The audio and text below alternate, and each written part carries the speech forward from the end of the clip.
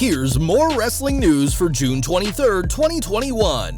And your headlines for this afternoon include new Diamond Mine stable invades closing of WWE NXT this week, why Sonya Deville's Stalker is no longer in police custody, former WWE superstar talks canceled feud with Mysterio family worries as wrestler goes missing, drug charges against former WWE superstar dismissed, GoFundMe campaign launched to assist Don West in cancer battle, MJF says Rosie O'Donnell is a dumb fat bitch that never paid him, released WWE superstar shows off insane body progress, Alexander Wolfe breaks down what causes Vince McMahon to lose interest in WWE superstars, and more. We're starting this video with NXT, and after weeks of build, the Diamond Mine was finally revealed on last night's show, though fans had to wait until the very end to see what it was.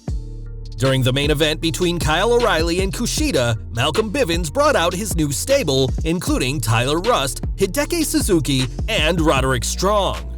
Together, the group destroyed the ring, whilst Bivens made it clear that this was the Diamond Mine. And whilst some fans had speculated on it being Tessa Blanchard or DDP, we now know who the Diamond Mine is and that it's open now. Last year, Sonya Deville narrowly avoided a horrifying experience after a man broke into her home with all the tools needed to kidnap the WWE superstar. Earlier this year, Philip A. Thomas was deemed incompetent by a judge to stand trial, and he's now no longer in police custody. PW Insider reports that after being ruled incompetent to face criminal charges for kidnapping last month, Thomas was committed to Florida's Department on Children Families on May 14th, and this week was moved to a mental health facility where he can get the help he needs. Before the kidnapping attempt, Deville was set to have a hair versus hair match with Mandy Rose at SummerSlam, which was changed to a loser leaves WWE stipulation, allowing Deville to take some time off TV. Whilst incarcerated last year, Thomas continued to harass Deville, having his mail sent to her home before she put a stop to that. And whilst this situation seems to be over, the fallout from this traumatic ordeal will remain for a while. Earlier this year, WWE released Wesley Blake from his contract with the company after a difficult main roster run. Called up as part of the Forgotten Sons in April 2020, the controversy stemming from comments made by Jackson Riker derailed all plans for Blake, and now we know what WWE had in mind for him. Speaking to Sportskeeda this week, the former NXT Tag Team Champion discussed a feud with the Mysterios that never happened, saying, "When we first got up there, we were gonna start a feud with Buddy Murphy, cause Buddy had just got done with Seth Rollins and he was with the Mysterio family. So when we got up there, we were gonna start a feud with Buddy and the Mysterios, which was gonna be very exciting. It was gonna lead to a couple of pay-per-views, what we were told with that."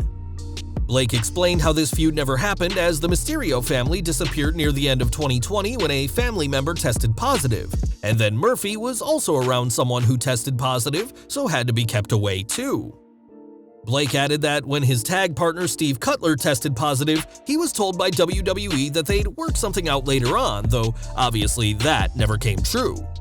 Given that Blake and Murphy were tag team champions in NXT, a feud between them would have been interesting to see, and whilst it still could happen now that both men have been released, don't expect to see it in a WWE ring.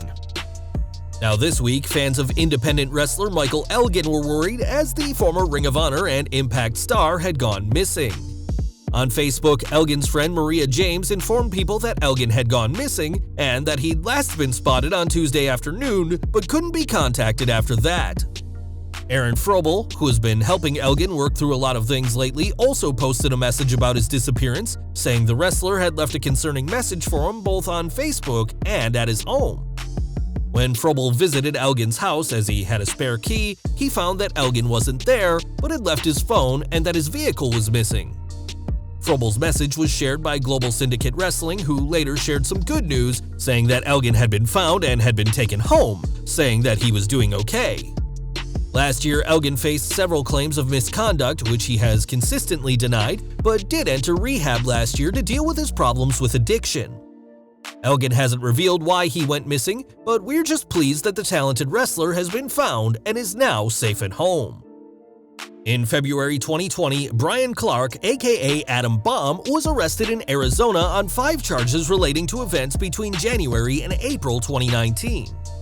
Those charges included conspiracy, drug possession, illegal control of enterprise, transporting or selling narcotics, and possessing a weapon during a drug offense. But now the former superstar is in the clear. At the time, Clark pled not guilty to all charges, and after delays due to the ongoing situation, this week the case against him has been thrown out.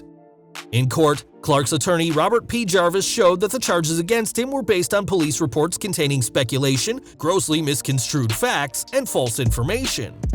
After the charges were dismissed, Clark said he appreciates his family, friends, and fans who stood by him during this difficult time, and is looking to once again engaging with his fans as a positive role model and an innocent man. Recently, we reported that Impact Wrestling veteran Don West had been diagnosed with cancer, and now a GoFundMe has been set up by his sister-in-law. The fund has been made to help West pay for his course of treatment to deal with the brain lymphoma he has, and has already raised over $9,500 of its $20,000 goal. Outside of wrestling, West has done work with the Shop at Home network and the News Radio 560 KPQ radio station, and we're continuing to send our best wishes to him and his family at this time. Over to AEW now, and MJF is undoubtedly a fantastic heel who refuses to break character wherever he goes. What fans may not know is that as a kid, MJF was on the Rosie O'Donnell show where he sang "You Are My Sunshine," and during that time, he revealed he wanted to be a pro wrestler or an opera singer. Recently speaking on the Game Marks podcast, MJF discussed how he's since tried to have another interview with O'Donnell, but that his request was denied, and made this clear in classic MJF fashion. "Rosie is a dumb fat b***. Keep that in, don't edit it out. We tried to reach out to her several times. I would be giving her the rub, by the way, not the other way around. She desperately needs the limelight right now."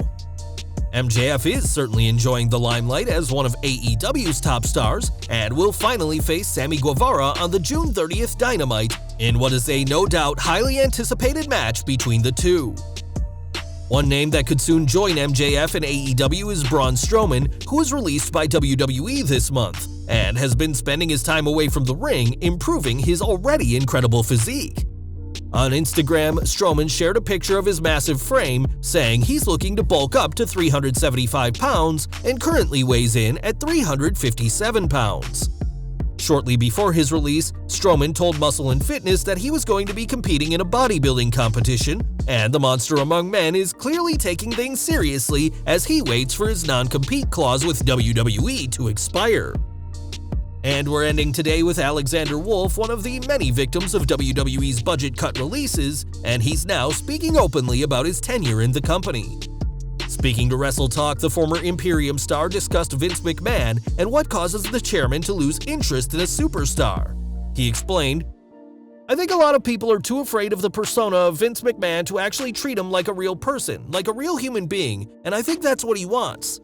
The thing is, I believe it's not about just being perfect or just doing everything perfect. I think it's when he sees something he doesn't like, he loses interest. And you have to understand that this person is 24/7 in wrestling. He barely sleeps." Wolfe added that McMahon has a list of do's and don'ts in wrestling and has spent almost his entire life in the wrestling business, and said that McMahon's age is the best scenario he can think of to explain why the chairman randomly decides to bury talent. Vince McMahon losing interest in a superstar is a constant problem for WWE's creative team, who often have to rewrite entire scripts because of the chairman not liking what they've done, and we'll have to see if the 75-year-old boss ever changes his ways. Well guys, that's our news for today. Please share your comments below. Also hit the like button, subscribe to our channel, and hit the bell icon to receive all notifications. And as always, thanks for watching.